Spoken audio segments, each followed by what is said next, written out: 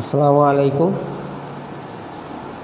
আমি মোহাম্মদ আবু তালেব, লতিপুর উচ্চ বিদ্যালয় পক্ষ থেকে, অনলাইন ক্লাসের পক্ষ থেকে সকল শিক্ষার্থীদেরকে আন্তরিক অভিনন্দন ও শুভেচ্ছা জানিয়ে আজকের পাঠ শুরু করতে যাচ্ছি। আজকে আমরা পড়ব নবম অধ্যায় নাগরিক সমস্যা ও আমাদের করণীয়। এর পূর্ববর্তী ক্লাসে আমরা নাগরিকতা কী, নাগরিক সম্পর্কে কতিপয় ধারণা, নাগরিক ও রাষ্ট্রের সম্পর্ক, এই সমস্ত বিষয় আমরা অবগত হয়েছি। আজকে আমরা জানব জনসংখ্যার সমস্যা কী, জনসংখ্যার সমস্যার কারণ ও সমাধান। প্রথমেই আমরা জানব জনসংখ্যার সমস্যা কী। জনসংখ্যার সমস্যা বলতে কোনো দেশের কাম্য জনসংখ্যা থেকে জনসংখ্যা যদি বেশি হয় তাহলেই সেই দেশকে আমরা জনসংখ্যাধিক্য দেশ বলে অভিহিত করি। এখানে উল্লেখ্য যে কাম্য জনসংখ্যা বলতে কী। কাম্য জনসংখ্যা বলতে একটা দেশের ভূমি অর্থাৎ তার ভৌগোলিক অবস্থান আয়তন অনুসারে লোক সংখ্যা বেশি না কম, অর্থাৎ একটা দেশে কী পরিমাণ লোক সংখ্যা প্রয়োজন তার চেয়ে যদি বেশি হয় তাইলে আমরা ধরে নিব সেই দেশ জনসংখ্যাধিক্য দেশ। অতএব আমরা বলতে পারি যে বাংলাদেশ একটি জনবহুল দেশ, এবং এই সংজ্ঞাটাই আমরা সংজ্ঞায়িত করতে পারি যে কোনো দেশের কাম্য জনসংখ্যা থেকে জনসংখ্যা যদি বেশি হয় তাইলেই তাকে জনসংখ্যাধিক্য সমস্যা বলে অভিহিত করা হয়।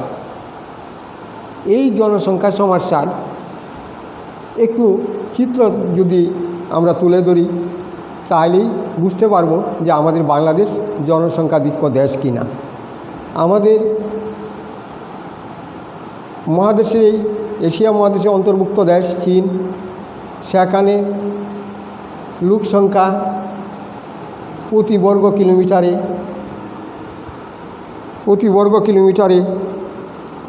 140 জন লোক বাস করে। প্রতিবেশী রাষ্ট্র ভারতে প্রতি বর্গ কিলোমিটারে 362 জন লোক বাস করে। আর আমাদের বাংলাদেশের আয়তন হচ্ছে 1,47,570 বর্গ কিলোমিটার। এই অল্প পরিসরে আমাদের প্রতি বর্গ কিলোমিটারে লোক সংখ্যা বাস করে 1100 জন। তাইলে উল্লেখিত চিত্রের মাধ্যমে প্রতীয়মান হয় যে আমাদের বাংলাদেশের জনসংখ্যা কত প্রকট, কত ভয়ঙ্কর। এই জনসংখ্যা সমস্যার সৃষ্টির, জনসংখ্যা সমস্যার বৃদ্ধির পিছনে কতগুলি কারণ রয়েছে, সেই কারণগুলি সম্পর্কে আমরা এখন অবগত হব। 1 নম্বর পয়েন্ট, জলবায়ুর প্রভাব। বাংলাদেশ উষ্ণ নাতিশীতোষ্ণ মণ্ডলে অবস্থিত। এখানকার আবহাওয়ার অত্যন্ত উৎস, এবং এখানকার ছেলেমেয়েরা অল্প সময়ের মধ্যেই সাবালকের পর্যায়ে ধাবিত হয়, অর্থাৎ সন্তান জন্মদানের ক্ষমতা রাখে, যার ফলে অতি অল্প সময়ের মধ্যেই এই সন্তান জন্মদানের ক্ষমতা রাখার ফলে এই আবহাওয়াজনিত কারণে আমাদের দেশের জনসংখ্যা দিন দিন বৃদ্ধি পাচ্ছে। 2 নম্বর হলো বাল্য বিবাহ, বহু বিবাহ। আমাদের সমাজে দেখা যায় পূর্ববর্তী পুরুষদের আমল থেকেই একজন পুরুষ একাধিক স্ত্রী গ্রহণ করে থাকেন। সেই যে রেওয়াজ বা প্রথাটা, অর্থাৎ এটা তাদের গর্বের ক্রেডিট বা বিভিন্ন কিছু মনে করে, বিভিন্ন সংসারের প্রয়োজনের কথা উল্লেখ করে তারা এই পথ অবলম্বন করে। কিন্তু এটা কিন্তু ঠিক নয়। এটা তো মানসিক দিক থেকেও অনেকটা কি আসলেই খারাপ নয় কি, যে তার সংসার জীবনটা তো মনের, একে অপরের সাথে বিনিময়। এখানে যদি 3-4 জন স্ত্রী থাকে তাহলে কি সবার সাথে কি একই রকমের মন মানসিকতা ঠিক রাখা যায়? এটা তো নবী করিম সাল্লাল্লাহু আলাইহি সাল্লামের আমল নয়, কারণ বিভিন্ন সংসারে দ্বিধা দ্বন্দ্ব কলহ লেগেই থাকবে। তাছাড়া আমাদের বাংলাদেশের মানুষ অল্প বয়সেই ছেলে মেয়েদেরকে বিয়ে শাদী দিয়ে থাকে। কারণ এই অল্প বয়সে বিয়ে দেওয়াটা তারা একটা পুণ্যের কাজ বলে মনে করে থাকে। কারণ যে সে হয়তো কোনো অসামাজিক কার্যকলাপ করে বসবে, যার সমাজের জন্যে বা তার পরিবারের জন্যে মান সম্মানের হানি ঘটবে। এই সকল দিক লক্ষ্য করে অনেকেই ছেলে মেয়েদেরকে শিক্ষার দিক চিন্তা না করে অল্প বয়সে বিয়ে দিয়ে থাকে। এইভাবে বাল্য বিবাহ, বহু বিবাহের কারণে অনেক সময় জনসংখ্যা বৃদ্ধি পেয়ে থাকে। দারিদ্রতা, পূর্বেই বলেছি যে বাংলাদেশ কিন্তু বিশ্বে দারিদ্র্যতম দেশ, অষ্টম স্থান অধিকারী একটি দারিদ্রতম দেশ। অর্থাৎ হয়তো ইদানিং মাননীয় প্রধানমন্ত্রীর নেতৃত্বে আমরা একটু হয়তো এগুতে পেরেছি, কিন্তু তারপরেও একসময় দেখা গেছে যে দারিদ্র্যের চরম যাতাকলে আমরা নিষ্পেষিত ছিলাম। অর্থাৎ এই দারিদ্রতার কারণে যখন নুন আনতে পান্তা ফুরায়, যখন আমরা পেটের ভাতি জোগাড় করতে পারি না, তখন শিক্ষার আলু কথা কল্পনাই করতে পারি না। কারণ শিক্ষা অর্জন করতে গেলেই তো টাকা পয়সার দরকার। ন্যূনতম টাকা পয়সা খরচ করার মতন সামর্থ্য অনেক পরিবারের নাই। তাছাড়া একই পরিবারের হয়তো 5-7 জন সদস্য, তারা যদি বিভিন্ন কাজকর্ম করে, রিক্সা চালকই মন্দ কি, অটো চালকই মন্দ কি, সে তো দিনে অনেক টাকা রোজগার করতে পারে। এইভাবে তারা আয় উন্নতির দিক লক্ষ্য করে অর্থাৎ তাদের পরিবারের দারিদ্র দূরকরণের জন্যে সেই দিকেই ধাবিত হয়। এইভাবে দারিদ্রতার কারণে অনেক সময় দেখা যায় যে আমাদের দেশের মানুষ বুধশক্তি হারিয়ে ফেলে এবং অধিক সন্তান জন্মদানের ক্ষমতা রাখে। অর্থাৎ অনেকেই যারা উচ্চ স্তরে, তারা দেখা যায় বিভিন্ন ব্যবসা বাণিজ্য বিভিন্ন দিক নিয়ে দূর দূরান্তে দেশান্তরে ব্যস্ত থাকে। কিন্তু আমাদের দেশের যে অনেক গরিব মানুষ এটাকেই চিত্ত বিনোদনের মাধ্যম হিসাবে মনে করে থাকে, যার ফলে এইভাবে দারিদ্রতার কারণেও জনসংখ্যার সমস্যা বৃদ্ধি পায়। আর্থসামাজিক নিরাপত্তা, আর্থ মানে অর্থনৈতিক, সামাজিক মানে আমাদের যে সমাজ ব্যবস্থায় নিরাপত্তা, অর্থাৎ সিকিউরিটি। নিরাপত্তা মানে কি? সিকিউরিটি। অর্থাৎ আমাদের অনেকেই দেখা যায় 4-5 জন কন্যা সন্তান হওয়ার পরও ছেলে সন্তানের আশায় সন্তান জন্ম দিতেই থাকে। কারণ ছেলে সন্তান কী হবে, বংশের বাতি জ্বালাবে, বংশের ধারক বাহক হবে। এই দিক লক্ষ্য করে মানুষ কী করে যে 2টি সন্তানই যথেষ্ট, এইসব মাথায় নেই। ছেলে হোক মেয়ে হোক 2টি সন্তানই যথেষ্ট, এই সমস্ত দিক ভুলে যে তারা কী করে সামাজিক অবস্থার, তাদের সামাজিক স্ট্যাটাস বৃদ্ধির জন্যে, বংশের মর্যাদা রক্ষার জন্যে ছেলে সন্তানের কামনা করে জনসংখ্যা বৃদ্ধি করতে থাকে। শিক্ষার অভাব, সবচেয়ে মূল্যবান পয়েন্ট হচ্ছে শিক্ষা। শিক্ষা হলো জ্ঞানের আলো, জগতের আলো, পৃথিবীর আলো। শিক্ষিত মানুষ সে ভালো মন্দ বিচার বিশ্লেষণ করতে পারে। তার অভিযোগ, অভাব অনটন, দারিদ্র্য, সমাজ দূরীকরণ, বিভিন্ন কলা কৌশল সে আবিষ্কার করতে পারে। সেই উপায়ে তার আয় বৃদ্ধি করতে পারে এবং তার জ্ঞানের পরিসর বৃদ্ধি পায়। কিন্তু আমাদের দেশে দারিদ্রতার কারণে অনেকে শিক্ষার আলো থেকে বঞ্চিত। তাছাড়া অধিক পরিমাণে শিক্ষা প্রতিষ্ঠানও গড়ে ওঠেনি। এছাড়া বেকারত্বের সমস্যা অনেকটাই প্রকট, যার ফলে শিক্ষার পরেও যে তাদের যে কর্মসংস্থান সেই রকম অনেকটা দেখা যায় সরকার কর্তৃক সম্পূর্ণ দায়িত্ব বহন করার মতো ক্ষমতা আমাদের দেশের নেই। আমাদের যে বেসরকারি এনজিও বা বিভিন্ন বেসরকারি কোম্পানিগুলো আছে, তারাও খুব একটা সামাল দিতে পারে না। এই সকল কারণে দেখা যায় যে শিক্ষার প্রতি অনীহা বা শিক্ষার অভাবের কারণেও দারিদ্রতা বৃদ্ধি পেয়ে থাকে। সামাজিক দৃষ্টিভঙ্গি, একটু আগে সেই কথাটা বলছিলাম যে সামাজিক ধর্মীয় দৃষ্টিভঙ্গি আমাদের সমাজে কি করে যে সমাজ ব্যবস্থা, ছেলে মেয়ে যখন বড় হয় মাতা পিতার মনে, গার্জিয়ানের মনে নানা রকম টেনশনের উদ্বেগ হয়।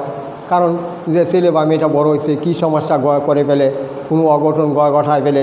তাছাড়া আমাদের ধর্মীয় বিধানেও কি যে শিক্ষার চেয়ে তাড়াতাড়ি বিয়ে শাদী দেওয়াটাই উত্তম। অর্থাৎ ইসলাম ধর্মের মতে পর্দা বা সুন্নত তরিকা মতে সামান্য ধর্মীয় শিক্ষা লাভের পরেই মেয়েদেরকে বিয়ে শাদী দেওয়াটাই সবচেয়ে উত্তম। এই সকল দিক লক্ষ্য করে দেখা যায় যে এই আমাদের সমাজে জনসংখ্যা বৃদ্ধি পেয়ে যাচ্ছে। জন্ম শাসনের অভাব, আমাদের সরকার কর্তৃক বা বিশ্বের বিভিন্ন দেশে যে জন্ম শাসন নীতি, জন্ম নিয়ন্ত্রণের বিভিন্ন পদ্ধতি রয়েছে, সেই সমস্ত আমাদের গ্রামগঞ্জের আনাচে কানাচে হয়তো সেইভাবে সকলেই তার বার্তা পাচ্ছে না, হয়তো যোগাযোগের কারণে বা চিকিৎসার অভাবে বা চিকিৎসাজনিত সরঞ্জাম ঔষধপত্রাদির অভাব, এই সমস্ত কারণে অনেক সময় দেখা যায় যে আমাদের গ্রামেগঞ্জের মানুষ অসচেতন, সচেতনতা বৃদ্ধি না হওয়ার কারণে জনসংখ্যা বৃদ্ধি পেয়ে যাচ্ছে। উপরোক্ত কারণগুলো সম্পর্কে আমরা অবগত হলাম যে জনসংখ্যা সমস্যার পিছনে কতগুলি কারণ রয়েছে। এই কারণগুলি সমাধানকল্পে আমরা যদি সরকারি বেসরকারি উদ্যোগে বিভিন্ন পদক্ষেপগুলি গ্রহণ করি তাহলে হয়তো অনেকটা সমাধান হবে, আমাদের এই অনেকটা সমস্যার সংকট মোকাবেলায় সক্ষম হব। সেই সমস্যাগুলো সমাধানকল্পে নিম্নলিখিত পন্থাগুলো অবলম্বন করা যেতে পারে। 1 নম্বর, জনসংখ্যা পুনর্বণ্টন। পুনর্বণ্টন মানে কি? স্থানান্তর। যেখানে লোকসংখ্যা বেশি আর দেশের যে স্থানে লোকসংখ্যা কম, সেই যেখানে বেশি এইখান থেকে জনসংখ্যা যেখানে কম সেখানে লোকসংখ্যা স্থানান্তর করতে হবে, তাদের বাসোপযোগী করে তুলতে হবে, তাদেরকে উৎসাহিত করতে হবে। সরকার কর্তৃক যদি এই সমস্ত পদক্ষেপ গ্রহণ করে তাহলে হয়তো জনসংখ্যা সমস্যা অনেকটা লাঘব হতে পারে। জনশক্তি রপ্তানি। এছাড়াও আমরা জানি যে বর্তমান বিশ্বে বিভিন্ন দেশে বাংলাদেশের লোক বিভিন্ন কর্মসংস্থানের জন্যে যাচ্ছে। এই দিকে যদি সরকার আরও সুদৃষ্টি নিবন্ধ করেন এবং জনসংখ্যাকে বিদেশে রপ্তানি করে আমাদের দেশের জনসংখ্যার চাপ কমবে। তাছাড়া বিদেশ থেকে অনেক বৈদেশিক মুদ্রা অর্জন করতেও আমরা সক্ষম হব। কাজেই ওই সমস্ত পন্থা অবলম্বন করলে জনসংখ্যার সমস্যা কিছুটা লাঘব হতে পারে।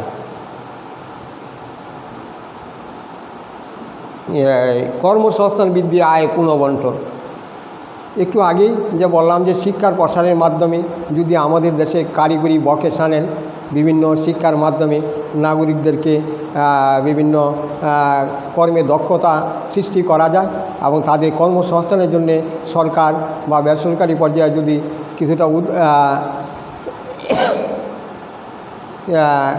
কিছুটা নজর দেন তাহলে হয়তো এই জনসংখ্যার কর্মসংস্থান বৃদ্ধি পাবে এবং ধনী দরিদ্রের মাঝে যে অসীম ব্যবধান অর্থাৎ সে অনেকটা কেটে উঠতে সক্ষম হবে।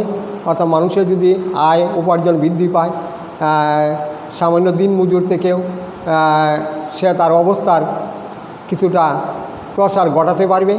এইভাবে দেশে ধনী দরিদ্রের বৈষম্য দূরীকরণ হবে।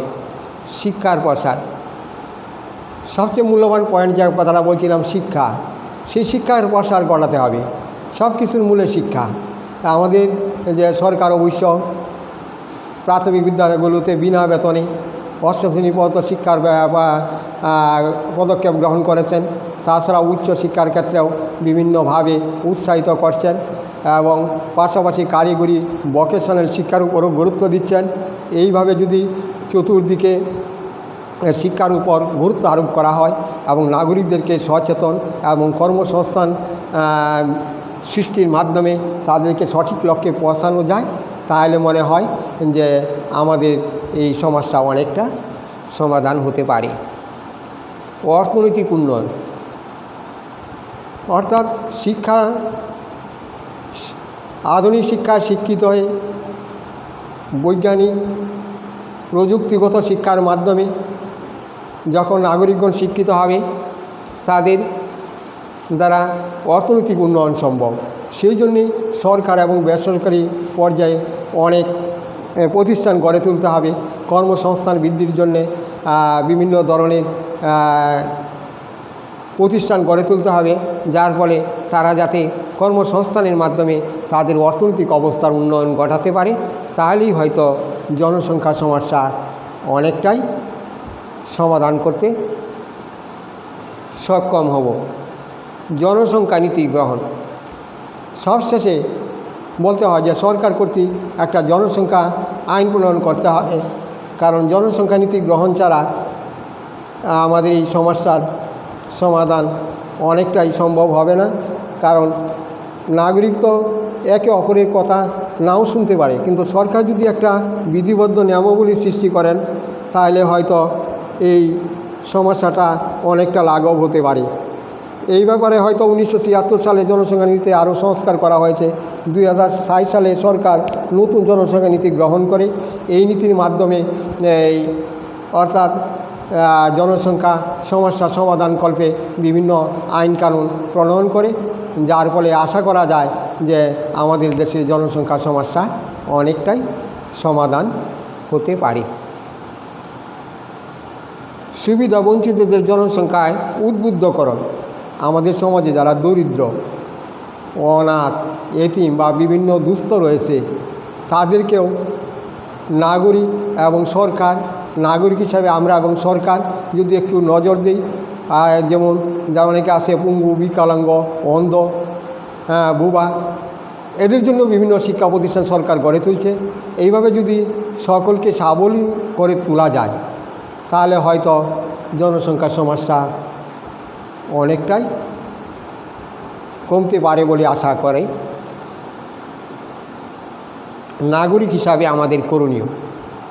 সবশেষে এক কথাই বলা যায় যে নাগরিক হিসাবে আমাদের করণীয় কী, অর্থাৎ নাগরিক হিসাবে আমাদের করণীয় হচ্ছে যে জনসংখ্যা আমাদের সামাজিক ও অর্থনৈতিক উন্নয়নের যে জনসংখ্যা নিয়ন্ত্রণ জরুরি। সচেতন নাগরিক হিসাবে জনসংখ্যা সমাধানে ভূমিকা রাখা সকলে নাগরিকের দায়িত্ব।